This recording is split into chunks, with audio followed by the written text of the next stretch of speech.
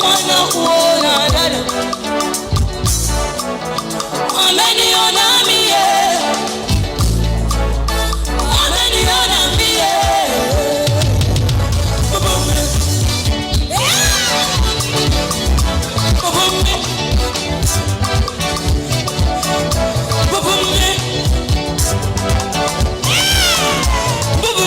Hakuna Mungu kama wewe Jehova, hakuna Mungu kama wewe Yahweh, hakuna Mungu kama wewe Mungu. Murazi ko Imana nyene bifise amazina menshi ntihindagurika kandi ntihinduka, ariko sha ikomvira hindura ibintu sha yego. Nino ndiri muri duce dusotera ko sheho no munsi gice 31 turi twabateguriye twari kumwe na Bera tukaba kumwe na Parfait tukakumwe na Genevieve Maîtresse Kaboro alias Kanyugunyugu. Tarsis Hope Ministry TV no muryango washinzwe ugamije gufasha abakene, imfubyi n'abapfakazi batagira kirengera, abana baba mwibarabara, abasangwa butaka, abarwariye mu bitaro ndetse n'imfungwa. Nawe nimba hari umusanzu wifuza gutanga, duhamagare cyangwa twandikire kuri izo nimero ziri kuri screen.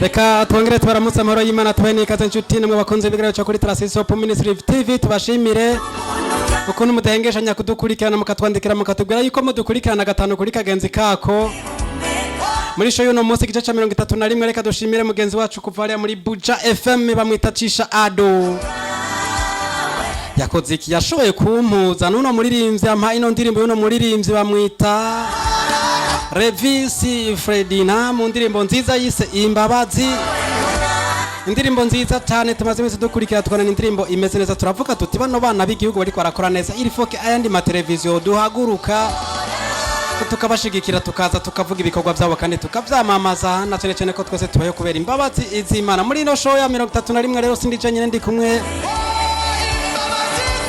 naba bakobwa nkuko dusanzwe tuba turi kumwe, hari ibubamfu bwanje na Safi Jambo sana uko fresh nice namat.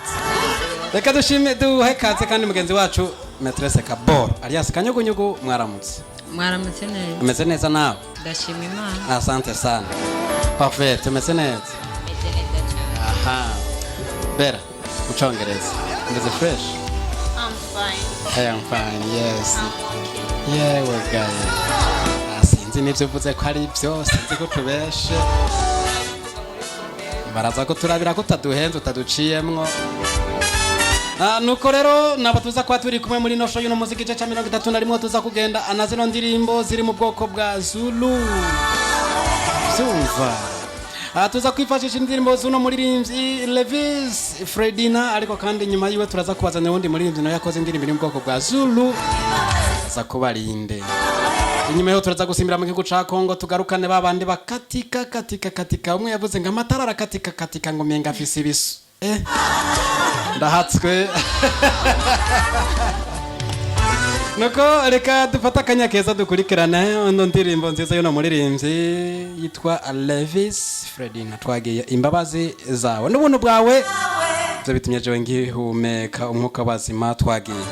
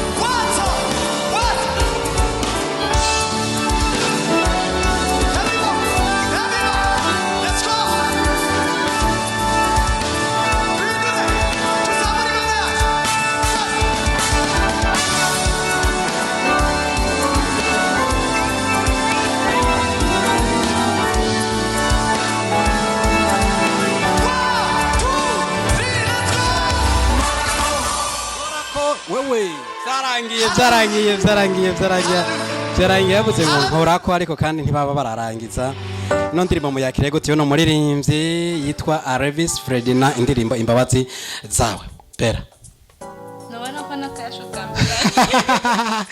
perfect nawe kikiro turagihuriza ko imbabazi z'Imana arizo zituma gihumeka neza cyane nizo zituma nkihumeka imbabazi z'Imana yego ndabihamya okay katumbe safi nawe imbabazi z'Imana nawe uravyemeza ko arizo zitumye ugihumeka yego cyane gose c'est vrai la salle après kapo nawe nuko nyene aduko reka tubananye gato ino ndirimbo yo muririmbyi Alevis indirimbo mba neza ko ari indirimbo yanditse yiyumvire kandi asenze Imana ndibi bise amasanamu meza yakoreye ahantu heza ubona neza ko abantu bari muri kino giteramo bari ibuzi ubuntu ubw'Imana bivuye kuri no mukozi w'Imana reka bashira muri mood canke muri mwe mu guhimbaza eka mukanya turagarutse tu feeling gato ino ndirimbo ubona ko ikimoto ubushasha kandi kurikiranwe cyane n'abantu barenga 5,000 ku minsi 5 indirimbo igiye hanze kumva kari ntamwe nziza ku barinzi b'u Burundi na cyane cyane abarinzi barimba gospel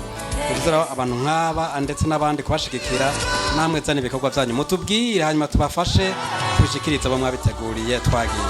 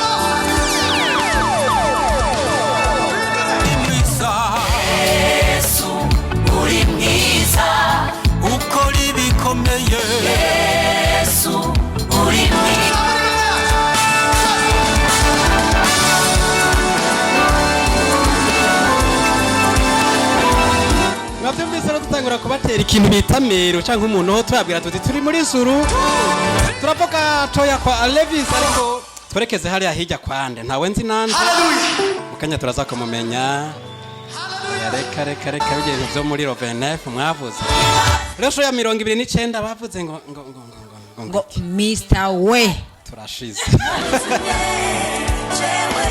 reka gato tuve ariya kwa Alevis matwerekeze kwa Mr. We nawe ninde yavuze ngo twage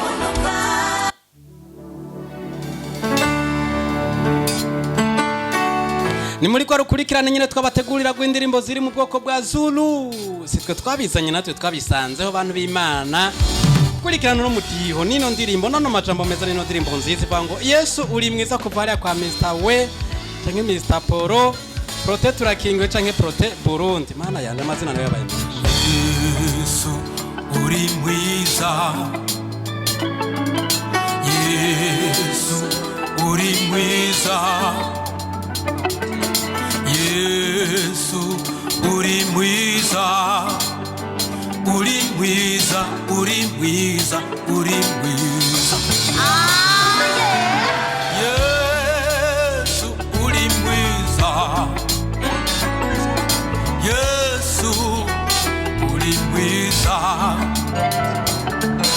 Yesu uri mwiza uri mwiza Yesu uri mwiza, Yesu uri mwiza, Yesu uri mwiza, Yesu uri mwiza, Yesu uri mwiza, Yesu uri mwiza, Yesu uri mwiza, yelele, uri mwiza, uri mwiza, uri mwiza, Yesu uri mwiza, Yesu uri mwiza, ukora ibikomeye, Yesu uri mwiza, Yesu uri mwiza, Yesu uri mwiza, yelele, uri mwiza, uri mwiza, uri mwiza. Yesu ibyo ukora birengeye ubwenge bwacu, ibyiyumviro byawe si nk'iby'abantu, kuko Yesu uri mwiza. Abantu iyo badugije, Yesu uramanura. Abantu iyo bamanuye, Yesu uraduza. Yesu ibyo ukora birengeye cyane ubwenge bwacu, ibyiyumviro byawe si nk'iby'abantu,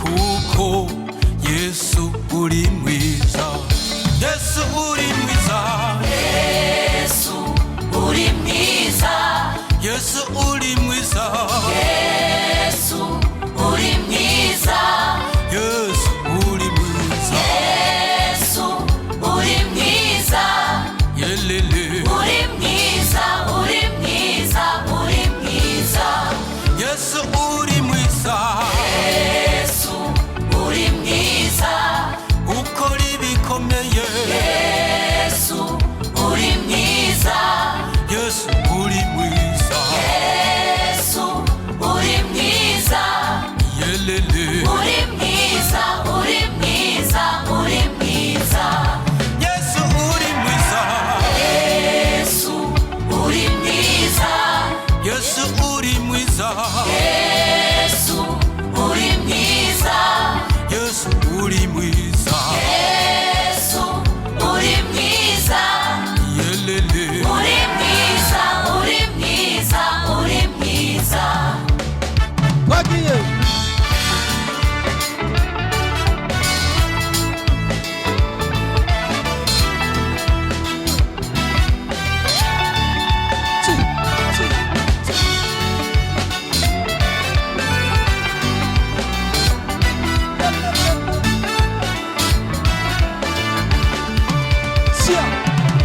Yesu uko mwema, Yesu uko mwema, Yesu uko mwema, uko mwema, uko mwema, uko mwema, Yesu uko mwema, Yesu, Yesu uko mwema, Yesu uko mwema, uko mwema.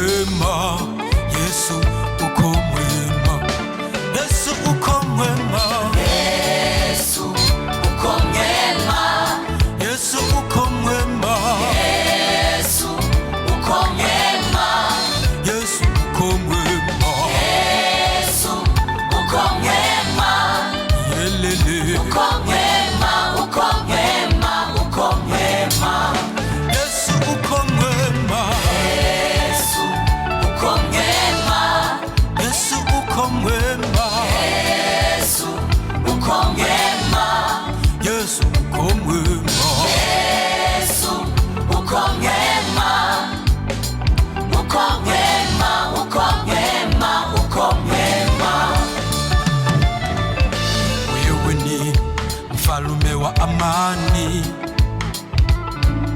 wewe ni mshauri wa ajabu,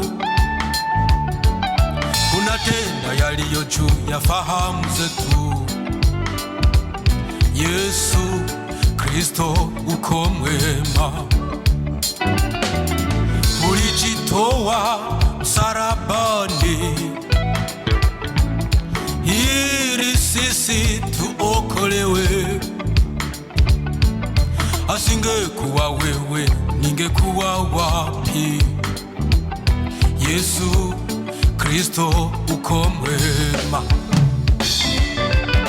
wewe ni mfalme wa amani, wewe ni mshauri wa ajabu, unatenda yaliyo juu ya fahamu zetu. Yesu Kristo uko mwema, ulijitoa msalabani ili sisi tuokolewe. Asingekuwa wewe ningekuwa wapi? Yesu Kristo uko mwema, Yesu uko mwema, Yesu uko mwema, Yesu uko mwema, Yesu uko mwema, Yesu uko mwema, Yesu uko mwema, yelele uko mwema, uko mwema, uko mwema, Yesu uko mwema, Yesu uko mwema, Yesu uko mwema, Yesu uko mwema, Yesu uko mwema, Yesu uko mwema, yelele uko mwema, uko mwema, uko mwema.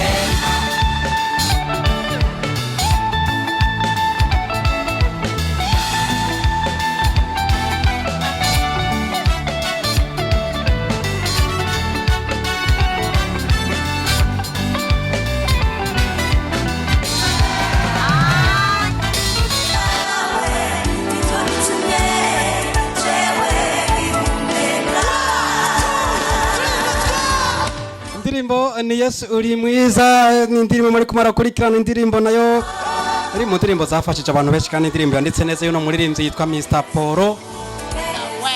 Oya reka ni nyene muriko muravugana rero, burya nari naribitse indirimbo mfise ni nyinshi nzoza ndazibaha namwe mu burudike, uzikeneye nyinshi genda kuri YouTube wandike ngo iki Prote Burundi. Ane wumva ko mwamaze kwimenya, wandika Prote Burundi ukaronga indirimbo nka turakingiwe tuvuze ijambo ndavyibutse ndacariho hagiye indi nini ni nyinshi ntumba taranje ntazo nibuka. Ah bon hakabana yewe Abantu bakino gihe ntibagitinya n'ikiti mana nyagasani. Ni nyinshi rero mugende wandike Prote Burundi, urasa kubona izo ndirimbo zose bariko baravuga bazi inkezo ni nyinshi. Ni indirimbo ubona neza ko twashoboye gukora indirimbo zirenga 39, zimwe zikaba nyinshi ziboneka kuri urwo rubuga rwa YouTube wandika Prote Burundi. Neje sinaribitse nanje ndizanye nabamaze bese nzindiko ndazana abandi nanje ndacero genda duhurire muze kumbwira muti twakubonye muri Trasis Hope Ministry TV. Nubu natwe turashitse turabonye indirimbo Yesu uri mwiza n'izindi ndirimbo nyinshi icane. Reka dufata akanya keza twonge dufiringe gato ino ndirimbo mu kanya tuce tugaruka. Twavise tobategura ibintu byinshi kandi vyiza. Mana yanje no munsi umuntu ataryoherwa azobarimwe abazimu n'abazimukaze sivyo bera. Oya baramuvamo mwizina ryaye. no kubakunkumura. Turabakunkumura? Yego. Oya vremo no munsi kuri sho no munsi nta muzimu nta n'umuzimukazi nta nayinasenge w'umuzimu asigara. Turakunkumura turakubita tugaca dukunkumura umwaka wose. Yesu uko mwema, Yesu uko mwema, Yesu uko mwema, Yesu uko mwema, Yesu uko mwema, Yesu uko mwema, uko mwema, uko mwema, uko mwema. wewe ni mfalme wa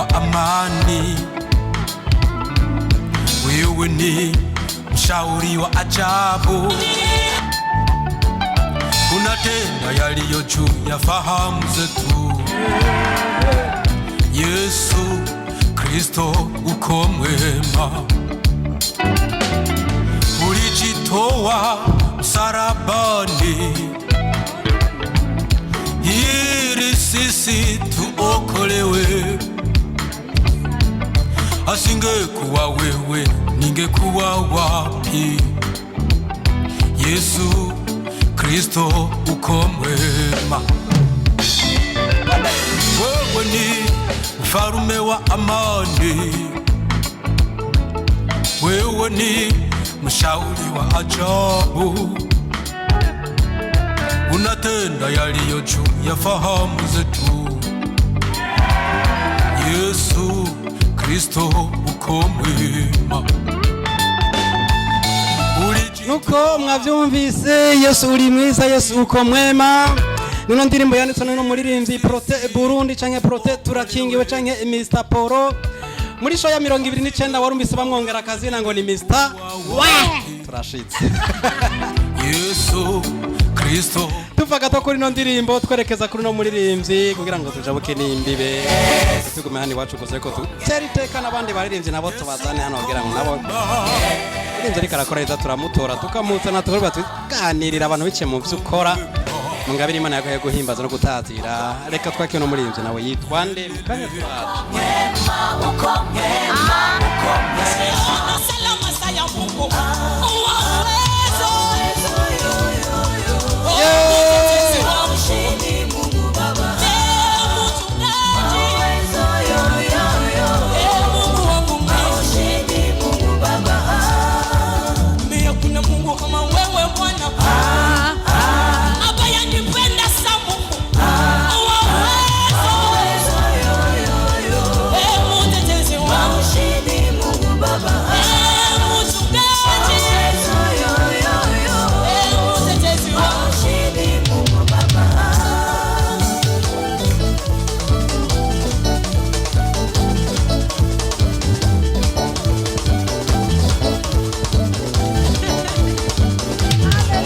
Kungumura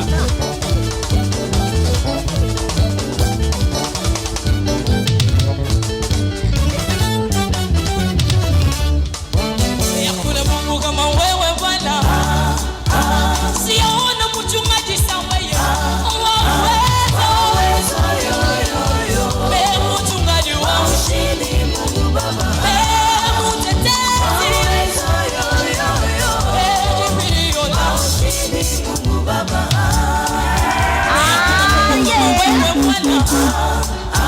siona mponyaji sa Mungu wa uwezo,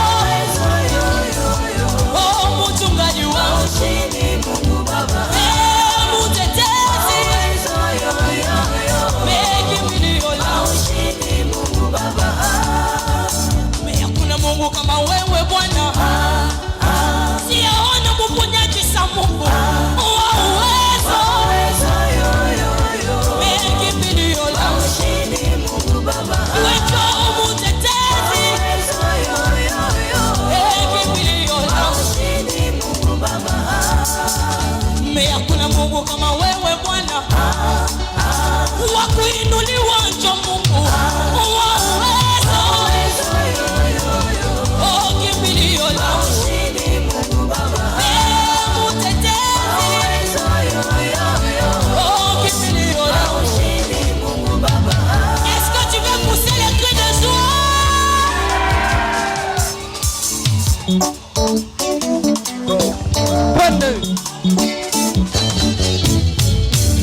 Oh nitamwimbia kwa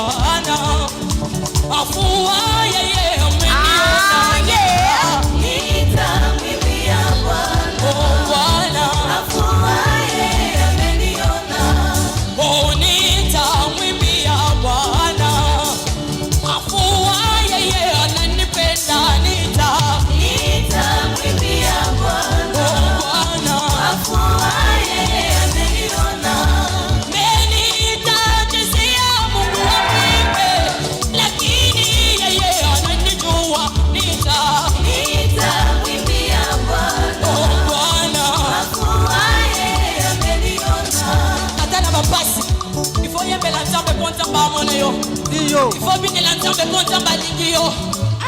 Il faut tombo l'entendre pour ya yebio. Et ça mususu asama kama nzamba ebiete. Aibite ke fois à la wana. Biso to yemele po aibike to sao. Bonita mwibia Bwana. Afua yeye ananiona nita. Nita mwibia Bwana. Oh Bwana. Afua yeye ameniona.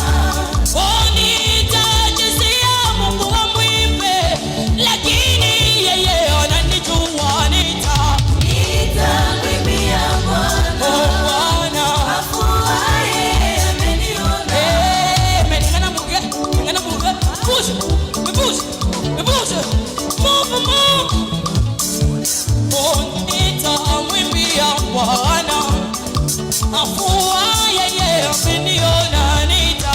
Nita mwibia Bwana. Oh Bwana. Afua yeye ameniona. Bonita jisia Mungu wa mwibe. Lakini yeye amenijua nita. Nita mwibia Bwana. Oh Bwana. Afua yeye ameniona. Ameniona. Ameniona. Ameniona.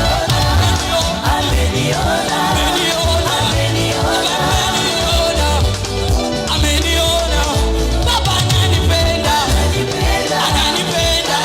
Mungu ananipenda. Ananipenda.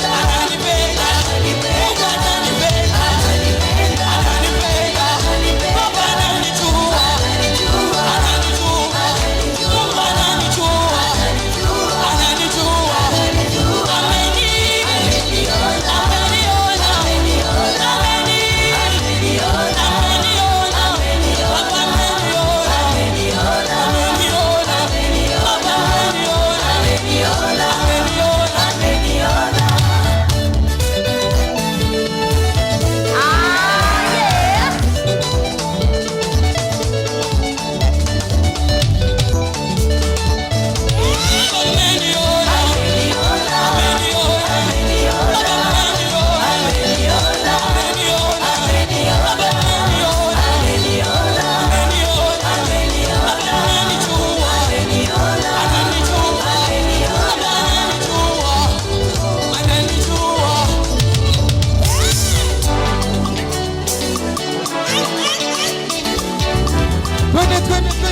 Twende murumba kubya jojo kumera bimegereza cyane. Tuba turi kumwe none muri rimwe avuga ati ameniona. Avuga kuna Mungu kama wewe Bwana Jehova.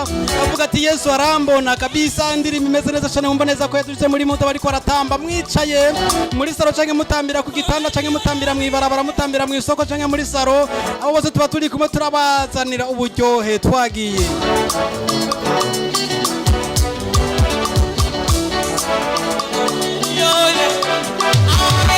C'est ma famille. Ameniona mie. Ameniona mie. Ameniona mie. Ameniona mie. Ameniona mie. Ameniona dada. Umwana kuona dada. Umwana kuchukua dada. Umwana kuona dada. Ameniona mie. Ameniona mie. Baba me. Baba me. Baba me.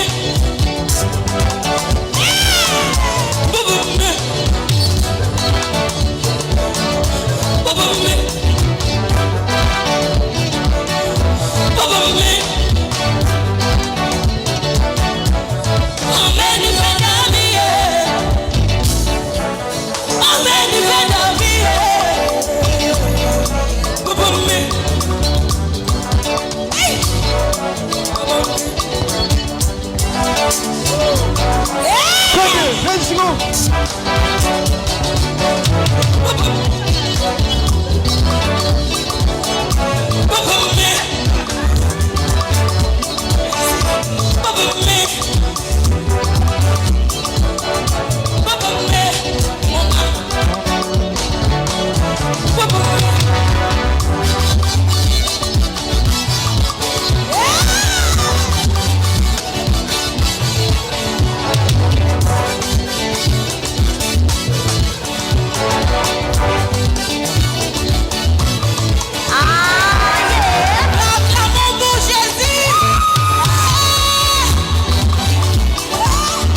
Hakuna Mungu kama wewe Jehova, hakuna Mungu kama wewe Yahweh. Hakuna Mungu kama wewe Mungu. Murazi ko Imana nyene bifise amazina menshi ntihindagurika kandi ntihinduka. Ariko sha ikomvye irahindura ibintu sha yego. Nino ndirimbo duce dusotera ko sheyo no musiki cece 31 turi twabateguriye twari kumwe na Bera tukaba kumwe na Parfait tukaba kumwe na Genevieve Maîtresse Kaboro alias Kanyugunyugu. Kundi rane tukaturi kumwe na Sanfi ariko abo bose sinovana ntabahaya kanya kugira no babaramu. Babanza basezeri bababwire nyene bamenye ngo atubwire nino ndirimbo tuwe gusozera kino uno munsi kuno bayakire indirimbo nziza cyane ubona kiduze muri impudu yo gutama no gutazira Imana avuga ati ameniona ameniona twende ameniona twende ameniona na masauti zetu ameniona Yesu ameniona ameniona tuvugiritse ingoma ameniona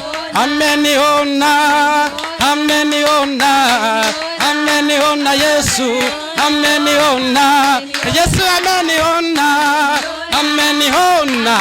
Yesu ameniona nuko rero shoye barubujya bimeze neza cyane umva nuko namajwi yacu nayaba ameze neza cyane agororotse ariko ntaba yanyoye saporo reka tubashimire mwebwe mwese mwafasha kanya mukadukurikirana mugakurikirana shoyo n'umuziki cyacu 31 aho twari kumwe gatanu kuri kagenzi kako gatanu kuri gatanu mukabona neza ko shoyo ino munsi yari imeze neza cyane kandi yari iryohe yicisho man nk'umuntu yakurikiranye no shoyo yicereye muri saro atuje ndazi vyarangiye hagurutse ibirahuri biri mu kabati nimba bitaravye neza yagiye regera akabati aratamba biruhuka nka bitatu bimenetse sivyo reka dusoze ino shoyo no munsi tubashimira ko mwafasha akanya kanyu ati ntimumbaze ibintu vyaryoshe nivyo mvuga ntimumbaze iyo biva ntimumbaze nemgenda mwibatse mwebwe kugira ubureve cyo bivugira webe zewe kabisa zewe iyo biryoshe zewe nta birebire safi tugushimire ko abanye natwe muri show y'uno munsi ego Mr. We ndapfuye kabaye Bera tugushimire nawe murakoze cyane Parfait wakoze kwitaba ubutumire canka kamo kaba ine gihugu abakunzi ba Trasis Hope Ministry TV bavuga ati jimbi vraiment shoko ntakizibona zagiye ubu zaje kundi muvuduko imwe kuyindi twagiye nuko nyene murakoze cyane eka nuko nyene Maîtresse Kaboro alias Kanyugunyugu kanda kwakira nitonze cyane sho shimira badukurikiranye ndabashimiye cyane abadukurikiranye Imana ibaho umugisha ibahezagire cyane gose kandi ndizera ko bahezagire cyane asante sana nuko urika tubashimire kandi tubasezere tubabwire ngo akaryoshe ntigahora mwitama ariko akaryoshe naho kagiye gasigara hano kaguma muri Trasis Hope Ministry TV bivuze ngo nawe ntukure ko karongo canka kashinge sinzi bivana n'ico uri kuradukurikira no koresheje rero ordinateur uri ko ntuzimye ari telefone yongereza amamega gira gutya shira kuri karite ya 1004 ntibicike shira kagushira kuri sakarani 4